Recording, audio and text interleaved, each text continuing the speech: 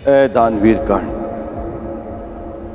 मैं दान में तुम्हारे कवच और कुंडल मांगता हूं।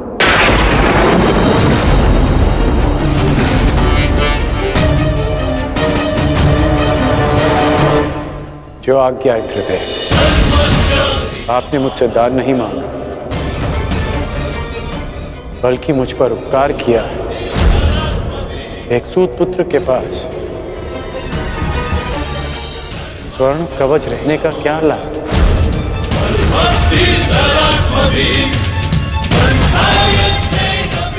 मैं आपका दान पूर्ण करने का वचन देता हूं।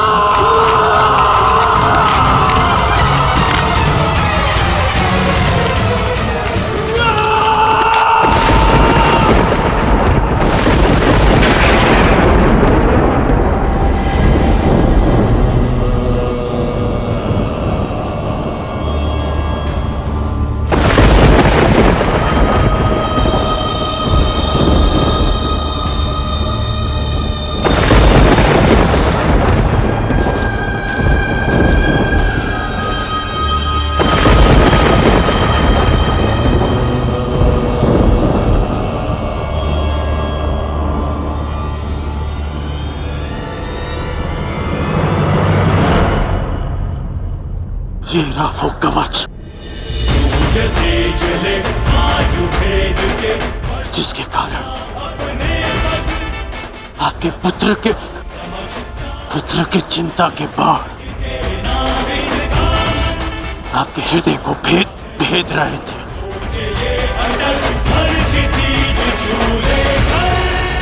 दान स्वीकारिए इंद्रदेव।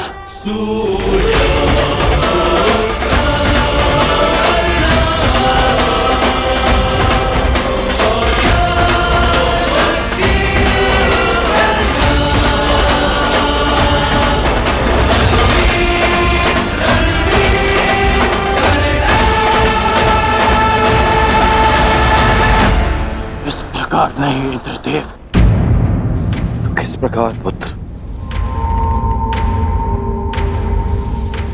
दान स्वीकारने के लिए अपने वास्तविक रूप में आइए इंद्रदेव।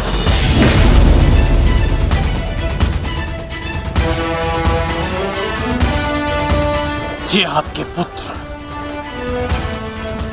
और विलक्षण योद्धा के सम्मान के लिए कह रहा हूं मैं। उस माता के सम्मान के लिए कह रहा हूं जिसने अर्जुन जैसे योद्धा को जन्म दिया। दान में पुण्य का फल होता है। इसे जल का भाग मत बनाइए। अपने वास्तविक रूप में आइए। आइए इंद्रदेव अपने वास्तविक रूप में।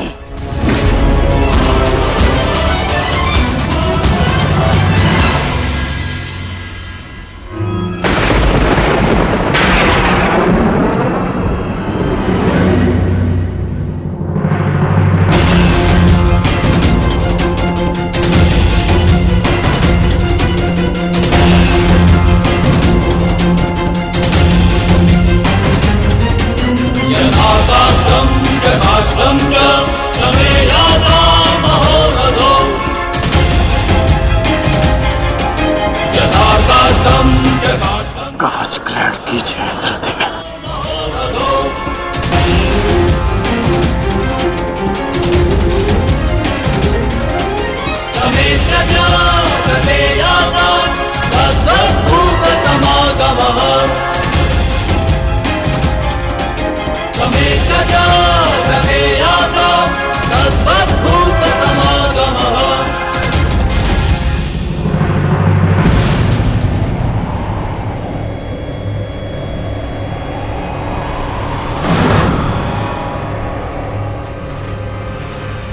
ये आपने क्या अनर्थ कर दिया पिताश्री।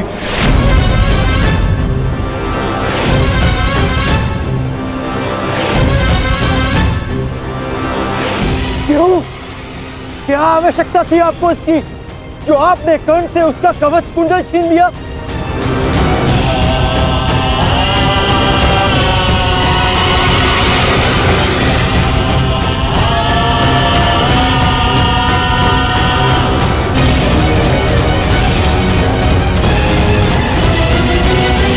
मैंने तो केवल नियति के न्याय का पालन किया, एक पिता धर्म का पालन किया है।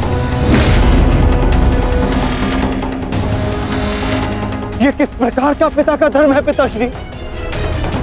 पिता का धर्म होता है अपनी संतान में आत्मविश्वास जगाना, परंतु आप अपनी संतान की शक्ति पर विश्वास ना करके कौन सा पिता का धर्म निभा रहे हैं? बताइए मुझे पिताश्री।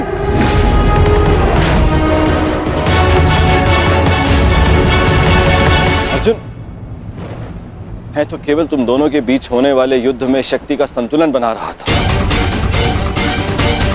जब तक कर्ण के पास एक कवच और कुंडल था, तब तक तुम्हारा कोई भी प्रहार कर्ण पर प्रभाव ना करता। जबकि तुम्हारे पास ऐसी कोई दैव्य ढाल नहीं।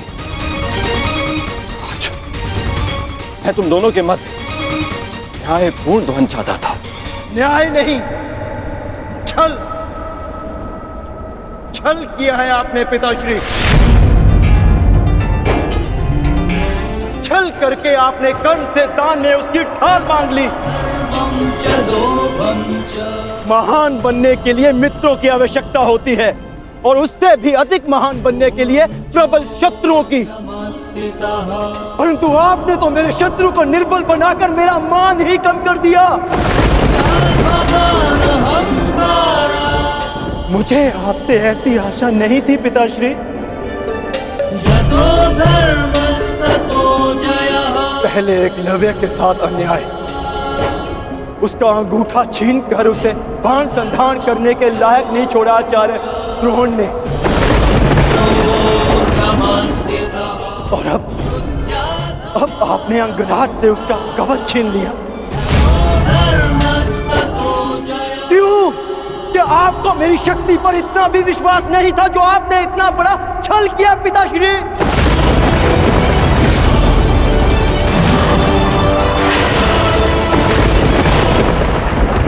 भी सोचा भी है आपने कि अर्जुन को इतिहास किस नाम से स्मरण करेगा? कि उसने उन योद्धाओं को परास्त किया जो उससे कम शक्तिशाली थे, कि समान कौशल रखने वालों के साथ छल किया उसने। मैंने इस महायुद्ध में कर्ण को परास्त करने का वचन दिया था, परंतु मेरे लिए मेरी सबसे बड़ी विजय को आपने छल से रचा हुआ प्रारब्ध बना दिया पिताश्री। और यदि अब मुझे विजय मिली तो भी उसे आपका छल गिना जाएगा, मेरी कुशलता नहीं। प्रारब्ध क्या है उसे कोई नहीं जानता अर्जुन। मुझसे मेरे कवच को छीना है, परंतु मेरे कौशल को नहीं। ना मैं धनुष उठाना भूला हूं, ना बाण संधान करना। तुम्हें जिस द्वंद की अपेक्षा है वो द्वंद तुम्हें अवश्य मिलेगा।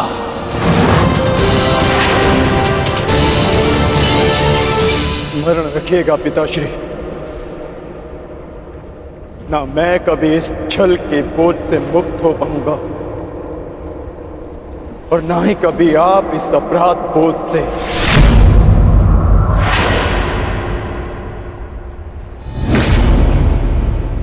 तुमने सत्य कहा पुत्र अर्जुन। ये जानते हुए भी कि मैं कौन, मेरी मंशा क्या है, किस अपेक्षा से यहां आया हूं, कर्ण ने मुझे अपने कवच और कुंडल दान कर दिए। इस दान से तुमने आत्मविश्वास का एक अद्भुत उदाहरण, एक महान परिभाषा प्रस्तुत की है। मैं देवराज ये घोषणा करता हूं, तुम्हारा ये बलिदान इस युद्ध का सबसे महान, सबसे उच्च बलिदान सिद्ध होगा। समस्त संसार में तुम महादानवीर कर्ण के नाम से प्रसिद्ध होगे।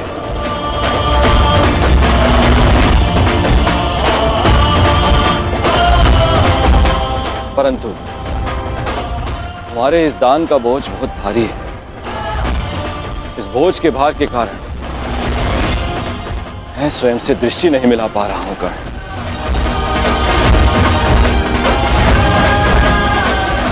इसे हल्का कर दो कर्ण। और अब मैं तुम्हें वो अस्त्र देना चाहता हूं जो समस्त संसार में किसी भी प्रकार की ढाल को वेध सके।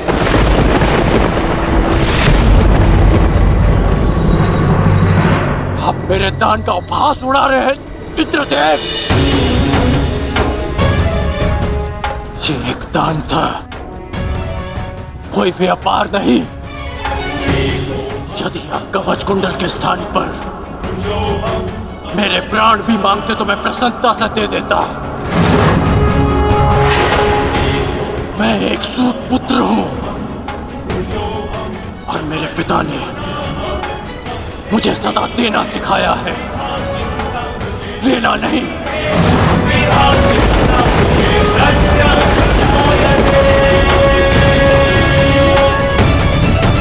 मैंने अपने दान देने का वचन पूर्ण किया, मेरे लिए यही पर्याप्त है। मुझे आपसे कुछ नहीं चाहिए। यदि तुमने मुझसे कुछ नहीं मांगा तो देवराज होने के नाते इस सृष्टि में मैं अपना सम्मान खो बैठूं। यदि मैंने तुम्हें कुछ नहीं दिया तो मैं स्वयं को कभी क्षमा ना कर पाऊंगा। मैंने दान के रूप में तुमसे तुम्हारी ढाल छीन ली। मांगो, मांगो जो वरदान मांगना है मुझसे।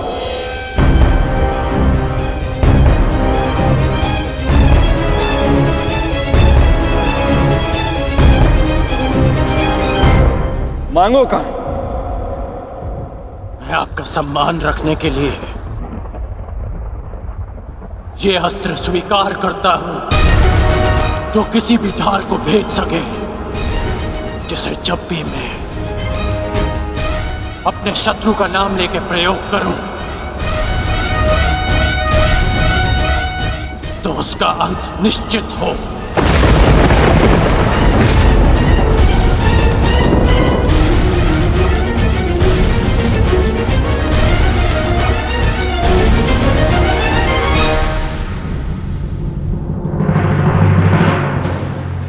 ठीक है,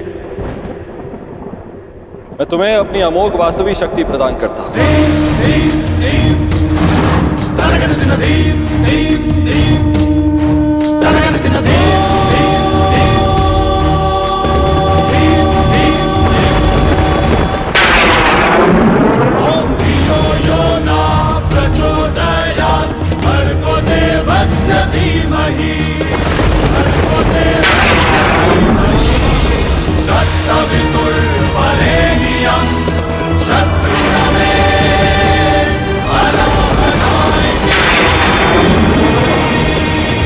इस शक्ति को जिसका नाम लेकर संधान करोगे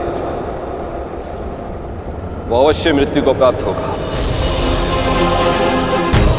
किंतु स्मरण रहे, इस शक्ति का प्रयोग तुम केवल एक ही बार कर पाओगे, मेरा मान रखने के लिए। तुम्हारा धन्यवाद है दानवीर कर्ण।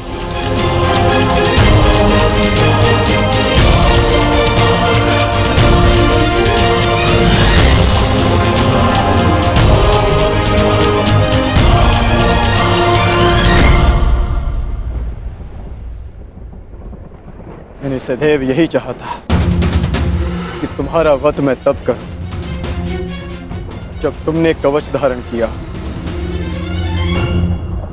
ये कवच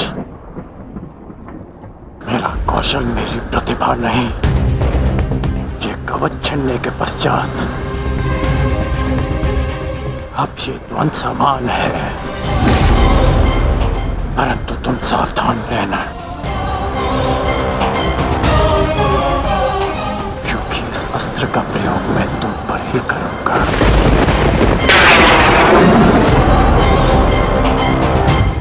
मैं उस द्वंद की प्रतीक्षा करूंगा।